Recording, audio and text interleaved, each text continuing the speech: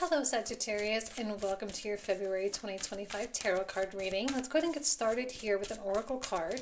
So what is it that Sagittarius needs to know for February 2025? Let's see. Starting with adjustments are required. Okay, this actually really speaks to Venus. Okay, Venus is coming into her pre-shadow, well, she already is in her pre-shadow phase.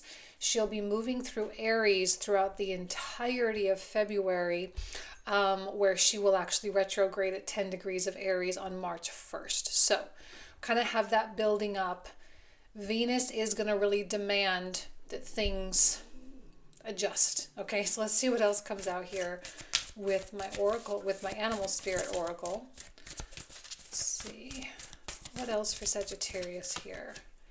We have the Panther spirit, which says reclaim your power. So maybe that's the adjustment. Maybe there's some aspect of your life that has taken too much from you, and it's time to get that back. And I don't mean anything materialistic. Obviously, this is more an energy or a soul-driven kind of thing. So we really want to make sure that we're not misinterpreting that. But we want to reclaim our power. And if there are people in your life, for whatever reason, that are overpowering you or that are dominant in any way, shape, or form, this is the time. Now, I don't normally see Sagittarius not standing up for themselves. I mean, that's part of the blessing of being a fire sign, is you typically have kind of I'm not overgeneralizing it, but a more confrontational spirit or a confrontational nature, especially when you need to. I guess it depends on where your Mars placement is and stuff like that, but still, to have the fire quality there is really good. So if there has been anything kind of suppressing that, this is a time to be like, oh, I'm not allowing that anymore, and kind of bust back open in that department, okay, in the empowerment department. So let's see what comes through with the tarot cards. What else does Sagittarius need to know for February? We have, we literally have scales right here suggesting adjustment and suggesting things coming into balance. We have the Tower and the Nine of Swords. I mean, honestly, this is either you're making some really big choices here, or the universe is kind of doing this for you because something has gotten a little too askew. Okay, the power structure is off. And this is what happens when the universe gets involved. All right, so with the Six of Coins, there's often an inflow and an outflow, and we have to allow for both. Okay, so things are coming in, things are going out, and we have to be willing to just accept that. This is what happens when life comes into balance. Now, there may be things for you to give out. Okay, there's a lot of reciprocity that goes through here, a lot of transactions with the Six of Coins. So we really want to make sure that things are on an equal playing field as much as possible. But this is not a time to try to control this flow. It's also not a time to try to hoard. Okay, we want to make sure that the energy is flowing through us properly, and that we are not really digging our heels in too deep or being too stubborn. We want to have flexibility, malleability, adaptability, because when that Tower comes, I'm kind of seeing that Tower being kind of a bit of a surprise. Now, it's really important to remember, okay, that Jupiter, your ruling planet, which is currently opposite of you in Gemini, is stationing direct on the 4th. This is coming out pretty early. Oh, my big cat Marmalade has just joined the chat. This is a pretty big, I lost my train of thought, sorry. But yeah, Jupiter is going to be stationing direct in Gemini, opposite of you. And this is at the very beginning of the reading, so I suspect this aligns with Jupiter stationing direct. Okay, that's happening on the 4th, like I said. We also, by the way, later on in the month have Mars stationing direct as well, in addition to the whole Venus thing. So we got kind of a pretty active February for the most part. So I do think this Tower is related to Jupiter, though, I do think it's a surprise. I don't know that this is a tower that you actually create, because I think if you were the one that created it, I don't think you'd be getting the Nine of Swords right after. I kind of feel like this was something unexpected. It doesn't have to be bad, by the way. It's not like it's ruining your life or anything like that. Your whole life is not coming to shambles. It's fine. It's probably just a shocking information coming in, or you learn something and you're like, oh wow, I had no idea. Like your whole perspective changes, your whole perspective shifts. And with the Nine of Swords, I think it does kind of stress you out a little bit. You're like, wow, like that's not what I thought it was. That's not who I thought they were. It's not the opportunity I thought. Maybe there's an element of kind of feeling a bit trapped now that you really see something more clearly. For some reason, this feels like the opposite of liberation. Now, it may be a short period of time. I'm not suggesting this is a long, drawn-out thing, because it's not. This is a part of the adjustment process, okay?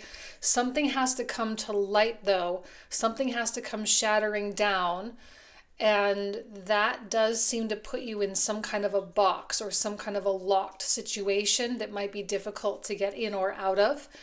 And the Nine of Swords is kind of there's a little bit of a powerlessness there. But remember, this whole month is about reclaiming your power.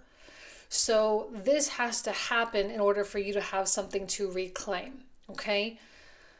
The point here is to problem solve. The point here is to not take it personally, because I don't think it is actually personal. I think it is something that's affecting you, and therefore it's a part of your personal life, but it's not really about you. Things just have to morph, and that's all that's happening, is we're just simply witnessing a transformation. So let's see what else comes out for Sagittarius. All right, it puts you in a spot where, yeah, see what I mean? Like, this is a really short-term thing. If this was a long, drawn-out thing, this whole second row would be very difficult cards, and they are not difficult at all. Okay, so, oh my gosh, my cats are so active. I'm so sorry. The Nine of Swords will be there maybe for a day, maybe 2 days, whatever, and then you immediately go into what I would call problem-solving mode. And the Two of Coins, now there's a lot to juggle, okay, because there seems to be a lot of action or a lot of activity with this Six of Coins. So what I'm saying, like, a lot of inflow, a lot of outflow, that kind of thing. But there also seems to be a lot of reprioritization, yet another adjustment that might need to be made. Reprioritizing people, reprioritizing tasks, all those kinds of things will fit under that purview. So we want to make sure that we understand what the most important tasks and projects and people are, so that we can prioritize them at the top and make sure that we give more and more and more energy to those things and less to, obviously, the things that are deprioritized. Obviously, we're not trying to rock the boat too much here. This is in response to what's going on here.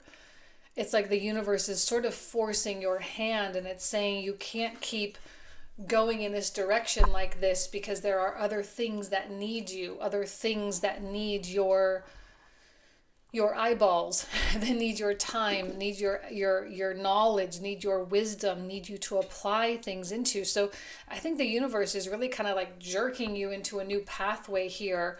And I do think it's briefly uncomfortable, then it immediately puts you in a thriving mode, because immediately we see the Three of Coins, which means, okay, we're going to get the right people, we're going to get the resources in place, we're going to start building, we're going to start strategizing, we're going to start working with the right, with new ideas, we're going to brainstorm, we're going to do all this stuff, and we're going to start to erect this new path, okay?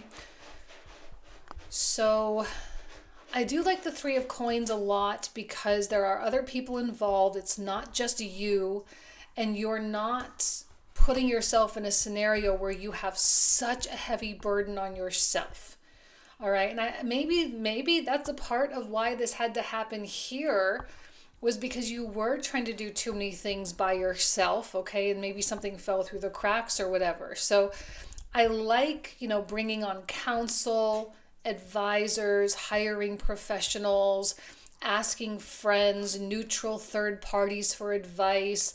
I like that type of stuff with the Three of Coins, because it kind of takes the burden off of you entirely. Now, I'm not saying you don't still show up and show out every day and give it your all, but there are other people that can help you, and we know what that's all about, so that's a good thing. And then we have this Queen of Swords. Okay, I like a Queen of Swords for her decisiveness, but sometimes it takes her a while to be decisive, okay? Because she likes to really collect a lot of information. She likes to take on all the information, and she likes to consider all the information too, as she is weighing out the pros, the cons, all that kind of stuff. It seems as though there are decisions that need to be made about this stuff here. This is you in a mindset where you are capable of making real decisions about this. This seems like knee-jerk reaction problem solving stuff. This seems like real strategy, how do we fix this permanently kind of stuff. And this will probably come later. This happens first, then this happens, and then this happens. This will ultimately ensure that you don't ever get here again. But again, I think you're carefully considering the structure of things. You're considering the system, how the machine, quote unquote, the metaphorical machine is working in your life. Oh my gosh, I'm sorry. He is all over the place. He is so hyper. So he's kind of, you're kind of considering all of that. I do really like her because I like how she kind of has her hand up in the air like this, as though she's sort of commanding or demanding things. So this may be a moment where you feel like you have reclaimed your power here. And you start kind of declaring to the universe, to the world, what things need to look like. And you start kind of conducting, if you will. For me, I often see her as like the conductor of an orchestra, right? She's standing up and she's officially leading the pack, so to speak. So this is the moment, I think, where that happens. This is where things start to turn around. This is where things start to even out, and you start to kind of feel more and more in that seat of power.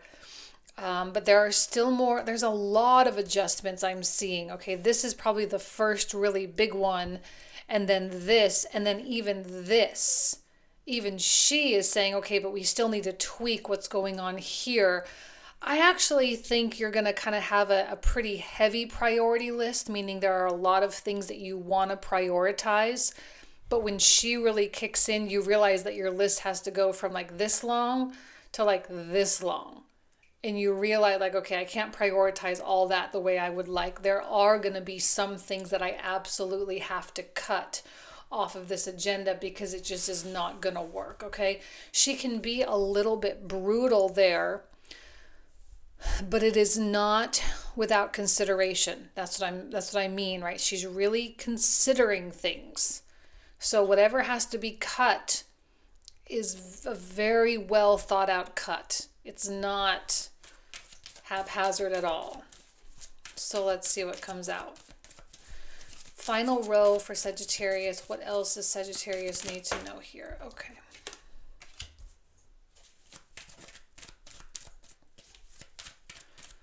You're just doing too much, I think, Sagittarius. Now, as we enter Pisces season, which happens on the 18th of February, which is right before Mars stations direct, okay? But as we enter Pisces season, it seems to have kind of a quiet entry, okay, with that High Priestess. It feels different.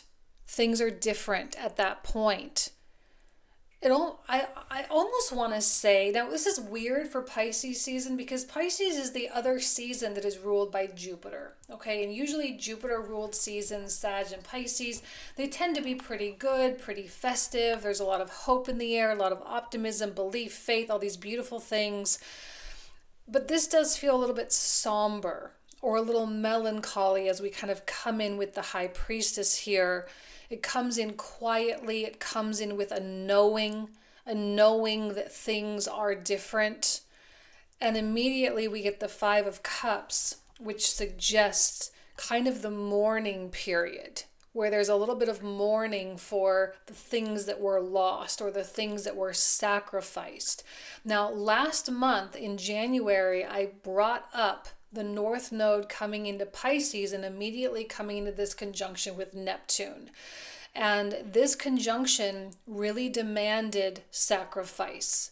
Maybe you haven't made that sacrifice yet. Maybe you've been putting it off. Maybe that's what's going on is like, okay, well, Sagittarius, you've been trying to keep everything intact, even though you know you can't. Something has to be put up on that chopping block. And this seems like that's what the Tower is, to create space, right? For the Ace of Wands. Because that Ace of Wands is going to have a very difficult time coming in if these adjustments are not made. And the Five of Cups is you, I think, feeling sad about things that you had to release and let go from what you may perceive from a premature time frame. And I think it's okay to take time to really think about that stuff. It's okay to take time to, to wish or ponder or anything like that. It's not worth it to regret, though. But you can take a moment, but I don't want you to waste too much time there, because the universe is going to need you to really be aware of this Ace of Wands coming in, and I don't want you to miss it by thinking about spilt milk, okay, things that just really aren't going to work. Thing about this card is we always say it's about silver linings. We want to look at the two cups behind us as opposed to the three cups that have fallen. We want to look at what still stands and what still is working and what still is prioritized. We want to make sure we're giving our energy to the things that are prioritized and not to the things that are deprioritized, which is exactly what the Five of Cups is doing. So we want to make sure that we're in the right mindset there, because the Ace of Wands, it comes in as a desire, but we need to accept that desire and we need to let it be implanted in our hearts. And we have to have an open heart. And if we are sad about stuff in the past, we may not really nurture that all that much. Okay, and we may not be able to take advantage of what the Ace of Wands has to offer, which really is in many ways an entirely new adventure. So we have to be available. And maybe that's what all these adjustments are truly for, which is to help you to become available. And you also have to be empowered enough, right? Reclaim your power. You have to be empowered enough, because if the Ace of Wands intimidates you in any way or makes you feel like, oh, I can't, I don't have the resources, I don't have the time, I don't have the know-how, I don't, you have all these things that you don't have. If that's what's going on, you're going to kind of push this away and really reject something that is destined for you.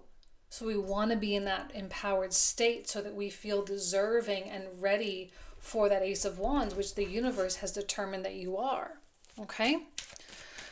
All right, let's pull out the clarifiers. So for those of you who are new, I'm about to pull out 27 more cards. Okay, we're going to pull out 3 cards per card, and we are going to talk about all of those for another 25 to 30 minutes in the comprehensive reading. The link for that will be found in the description box in the comment thread down below. So if you want to join, you are absolutely more than welcome.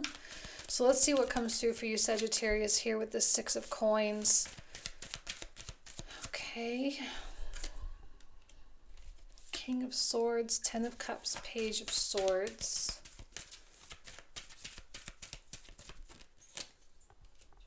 King of Wands.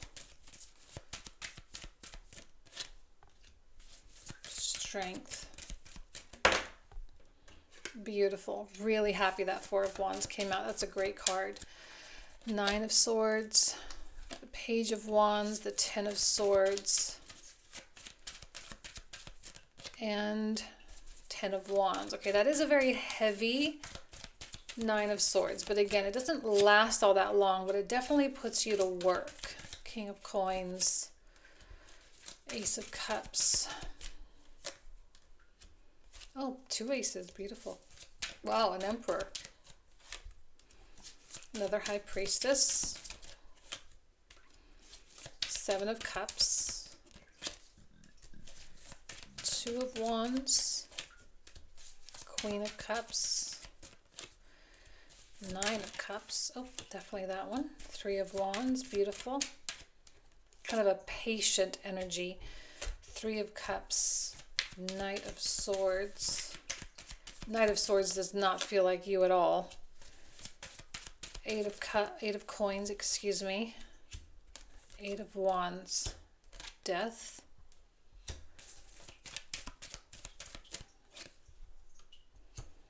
Judgment, the Moon, and beautiful Six of Wands. Okay, this is where we're going to pick up. So if you want to join, you are more than welcome.